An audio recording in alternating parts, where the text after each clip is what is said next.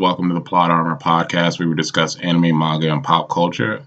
Today, I thought we'd try something different, and we discuss WandaVision. Here's my review for WandaVision Episode 6. I hope you enjoy it. So we start out today's episode with a new opening, and one of the twins is talking to the camera. It's giving me a real 2000 vibe, which is interesting because I thought the last episode was the 80s, so I thought we were going by the decade.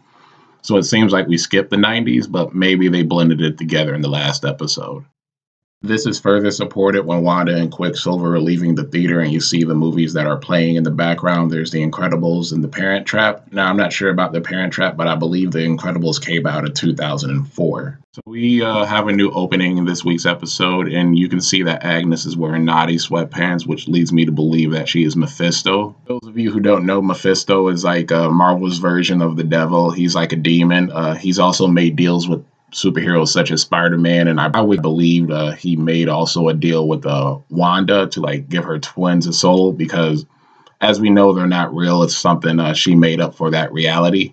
But I believe it has been foreshadowed that there is something else going on behind the scenes, because towards the end of the episode, Vision walks up to Agnes and it looks like she's frozen, but I think she's just playing Vision.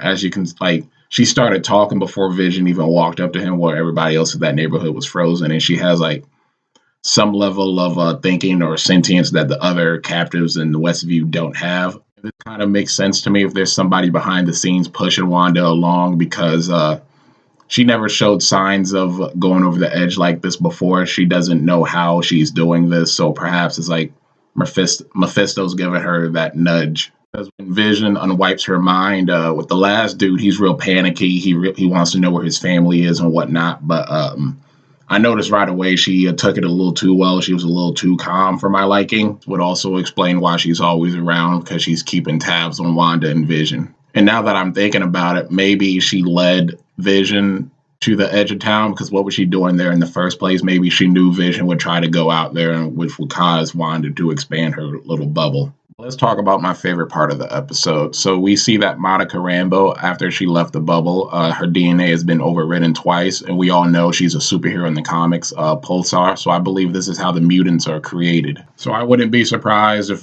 after this series wraps up, that Monica's actually in the MCU doing some hero work or whatnot. But yeah, this is interesting because for my comic fans, they know in famous X-Men story that Wanda actually gets rid of all the mutants. So it's interesting to see in the MCU that she's the cause for the mutants being introduced in the MCU. That said, I don't believe she's going to directly influence the mutants. What I do believe that Mephisto and Wanda are going to have to work together in some way for that to happen. What I mean by that, we've seen that Vision cannot leave Westview. If he leaves Westview, he starts falling apart and dying.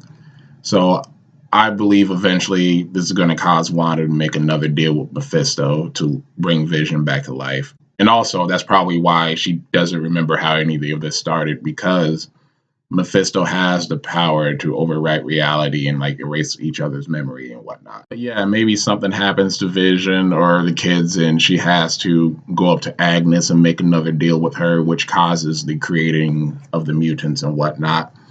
And then Doctor Strange takes note of this, and this goes right into the movie Multiverse of Madness. And by the end of that movie, probably the mutants are that's a normal thing. They've always been there, because if you know comics, I feel like every time somebody fiddles with reality, they try to change it back.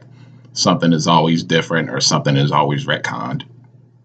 One last thing I would like to point out before signing off was the commercial in this episode. I thought that was very interesting. I had recently saw a video, I believe it was on Comic Book Report or something like that on YouTube, and it says each commercial represents some type of trauma in Wanda's life, and it broke down which trauma was the cause of each commercial. But it didn't, because this episode came out today, it didn't touch upon this commercial, so I was trying to figure out which trauma that was, because it was really weird. The kid couldn't open the yogurt or whatever, and then he ended up dying. So I believe that was linked to she couldn't bring herself to kill Vision, and because of that, everybody else ended up dying. So I thought that was worth pointing out. But if you enjoyed my review, please let me know.